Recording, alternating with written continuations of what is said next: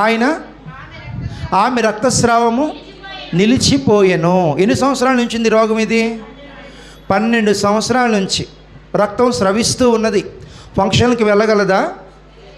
ఊర్లు వెళ్ళగలదా?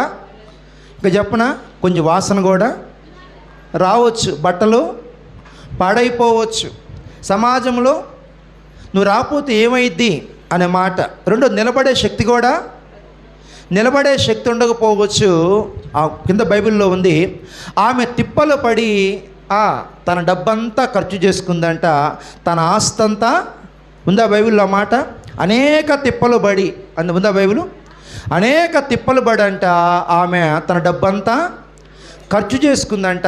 ఒకవేళ ఆమె గనక స్థలాలుంటే గనక స్థలాలు అమ్ముకుంది, పొలాలుంటే పొలాలు అమ్ముకుంది, ఇల్లుంటే ఇల్లు అమ్ముకుంది, ఒకవేళ బంగారం ఉంటే బంగారం అమ్ముకుంది, ఒకవేళ ఏమీ లేకపోతే చెప్పండి అప్పులు చేయాల్సి వచ్చి ఉంటుంది. ఇంట్లో సామాన్లు అమ్ముకొని ఉండవచ్చు. అనేక తిప్పలు పడి ఆ ట్యాబ్లెట్లు, ఈ ట్యాబ్లెట్, ఈ ఆపరేషన్, ఆ స్కానింగ్లు, ఈ స్కానింగ్లు అన్నీ చేసి తిరిగి మా రోగాలు ఎక్కువ ఉంటే ఏమంటారు?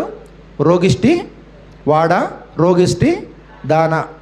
ఎప్పుడు ఏదో ఒక రోగంతో బాధపడతావని సమాజం కూడా చిన్నచూపు. మనం ఎప్పుడు కూడా నీరసంగా బలహీనంగా మూలుగుతున్నాం అనుకో, ఏమంటారు? మన అమ్మా నాన్న పెట్టిన పేరు మర్చిపోతారు. అమ్మా నాన్న పెట్టిన పేరు మర్చిపోతారు. సమాజం ఏ పేరు పెట్టిద్ది? రోగిష్ఠోడా, రోగిష్ఠిదానా అంటారు.